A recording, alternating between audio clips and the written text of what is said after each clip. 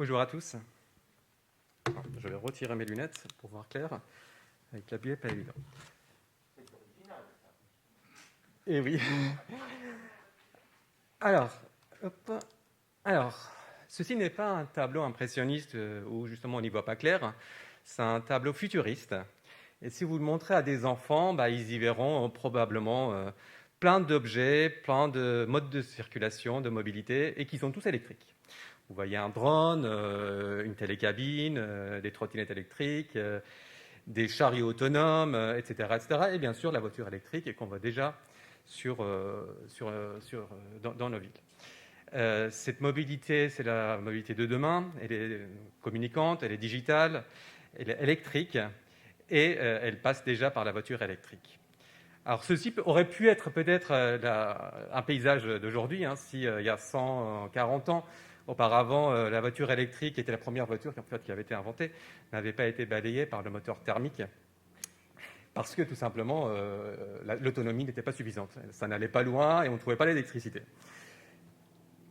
Justement, cette autonomie de la voiture électrique, c'est son problème. C'est ce qu'il faut maintenant résoudre. Cette autonomie, en fait, dépend de deux facteurs. Le premier, c'est la batterie, la capacité de stockage énergétique, d'une part, et puis la puissance de la charge de cette batterie. Mais ça, c'est, je dirais, aujourd'hui résolu. C'est plus un problème. Des technologies de batterie sont de plus en plus performantes. Les coûts sont divisés par 6, on a vu hier, et par 2 dans quelques années bientôt. Donc, et le deuxième facteur, c'est l'infrastructure de recharge. C'est bien beau d'avoir une batterie qui peut aller loin, mais si on ne peut pas la charger, on n'ira pas loin. Alors ici, le petit tableau que vous voyez en fait montre les différentes vitesses de charge pour une batterie. Alors en bas, vous voyez ce qu'on appelle la charge lente et en haut, la charge rapide. Grosso modo, la charge lente, c'est en courant alternatif, pour simplifier. La charge rapide en courant continu. Et sur une prise domestique, par exemple, vous mettez en 20 minutes, vous chargez, en fait, vous donnez une autonomie de 4 km. Donc, ça veut dire c'est pas très long. Et donc, il faut pouvoir donner de la charge rapide si on veut, je dirais, développer ce marché-là. Alors, en 2018, les projets d'investissement dans les bornes de recharge publiques étaient essentiellement en infrastructure lente. La charge rapide ne représentait que 11% des projets. En 2020, pour tous les projets en France, cumulés en charge rapide dépasse les 40%. Et cette tendance va augmenter dans les prochaines années. De plus en plus, la charge publique sera rapide. Alors pourquoi ? Parce que justement, il faut assurer l'autonomie des véhicules sur les longs trajets. Il faut aussi donner la possibilité aux citadins qui habitent en ville et qui n'ont pas de parking, ou quand ils ont des parkings, ils n'ont pas de borne dans leur parking parce que leur AG ne l'autorise pas, etc., pour passer à la station de service. Et puis, il faut aussi donner la possibilité aux véhicules qui circulent beaucoup, comme les taxis, les utilitaires, le dernier kilomètre, etc., et qui ont besoin de charger assez régulièrement. Alors, où est-ce qu'il faut déployer ces bornes, cette infrastructure de recharge ? Alors, bien sûr, on en parle beaucoup sur les autoroutes. C'est ce qui a été fait jusqu'à présent et ça va continuer. C'est la question que tout le monde se pose. Si je fais un Paris-Lyon, où est-ce que je me charge ? Bon, ça, c'est en cours. On parle des vitesses, je dirais, des puissances très, très élevées, de 100, 300 kW, voire pour certains constructeurs, et qui nous permet de charger la voiture en quelques minutes, tout comme une voiture à combustion. Donc ces investissements vont croître, c'est le cas pour beaucoup d'opérateurs de charge, les énergéticiens notamment. Il y a une deuxième catégorie, c'est la zone urbaine. Ça a été un peu moins travaillé, tout simplement parce que ça a été complexe, parce qu'il y a plusieurs facteurs en jeu. Il y a l'urbain, il y a le foncier, il y a le réseau électrique, disponible ou pas, l'amener de puissance, il y a les cas d'usage, des responsabilités, des normes, etc., etc. Et pourtant, c'est là qu'il faut développer. C'est là qu'il faut développer, comme je disais tout à l'heure, pour le dernier kilomètre, pour les citadins sans parking, et voire même pour ceux qui font juste une pause à La Rochelle avant d'aller à Bordeaux. Cette infrastructure de recharge est en développement. Donc, beaucoup s'intéressent maintenant à ces infrastructures. Elles représentent beaucoup d'intérêt. Alors, elles ne sont pas aussi puissantes que sur les autoroutes. On parle plutôt d'une puissance de 25 à 100 kW, ce qui est déjà rapide. C'est-à-dire vous chargez en une demi-heure, grosso modo, votre voiture. Elles sont intéressantes parce qu'il faut être lean, il faut être intelligent, il faut marier en fait les besoins de l'usager avec les contraintes du réseau, les contraintes du parking. Il faut faire du smart charging, comme on dit. Et on peut aussi trouver une opportunité pour développer de nouveaux modèles économiques. Par exemple, le véhicule to grid, c'est-à-dire utiliser la capacité batterie d'un véhicule comme un stockage tampon pour absorber les ENR en un instant et puis les relibérer quelques heures après. Donc je dirais qu'il y a beaucoup d'innovations dans ce segment-là. Alors ça, c'est un peu comme le jeu des 1000 bornes. Hein. On prévoit 1200 bornes rapides en 2022, dans 2 ans, en France. Et ça va monter jusqu'à presque 5000 d'ici 10 ans. Alors, le problème, c'est que ces infrastructures de charge rapide sont coûteuses. Pour plein de raisons, parce qu'il y a du génie civil, parce qu'il faut ramener de la puissance, parce que ça coûte quand même cher à la maintenance, il faut l'entretenir, il y a un peu de casse. Et, bon, il y a l'électricité, bien sûr, mais ça, c'est pas forcément le plus cher. Et aussi, ce qui en fait un peu son problème, c'est que l'infrastructure de charge rapide est coûteuse et chère. Et en général, elle n'est pas amortie comme il faut, compte tenu des taux d'utilisation qui sont aujourd'hui le cas. Là, vous voyez, en France, la charge rapide est vendue entre 30 centimes et 80 centimes le kilowattheure. Si vous le comparez aux 15 centimes le kilowattheure que vous payez à la maison, ça reste quand même assez cher.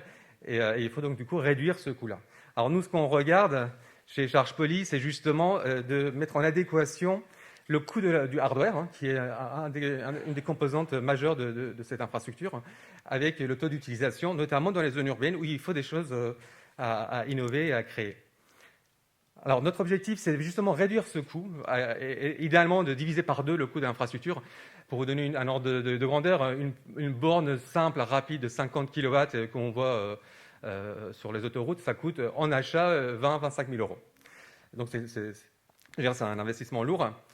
Et donc notre objectif, c'est justement de rendre cet investissement plus intéressant, plus attractif, et puis faciliter aussi son accès à l'usager, rendre plus ergonomique, plus silencieuse, parce que ça quand même ça fait du bruit, un convertisseur avec des ventilateurs, ça chauffe, et c'est pas du tout convivial.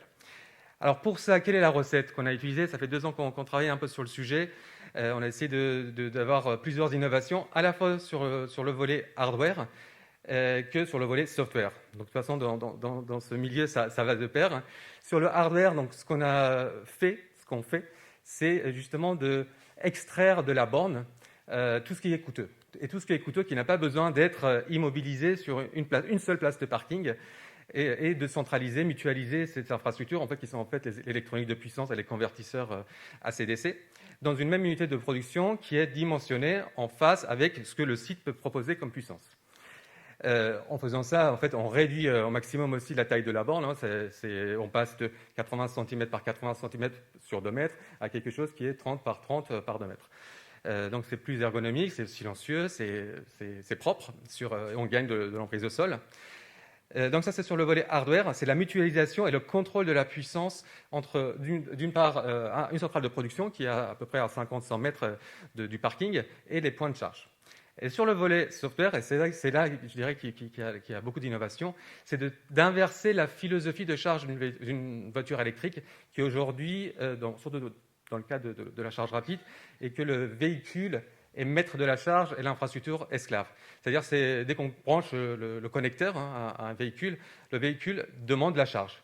Et s'il n'y a pas de charge, il boot. Il se met en mode arrêt et ça ne charge pas. Donc il faut que la borne, l'infrastructure, puisse décider du moment de charge, puisqu'il faut respecter en fait tous les autres facteurs qui en font la complexité, c'est-à-dire la disponibilité du réseau, les autres véhicules qui sont en train de charger, etc., etc. Et pour ça, il va falloir planifier en fait ces séquences de charge dans un ordre de priorité. Donc on a des algorithmes qui tournent et qui permettent de donner ces priorités, en prenant en compte bien sûr les données des usagers, du réseau, du parking, des différents cas d'usage. Et pour ça, on a aussi besoin de faire un peu de prédictif pour anticiper un peu la séquence de charge qui vient.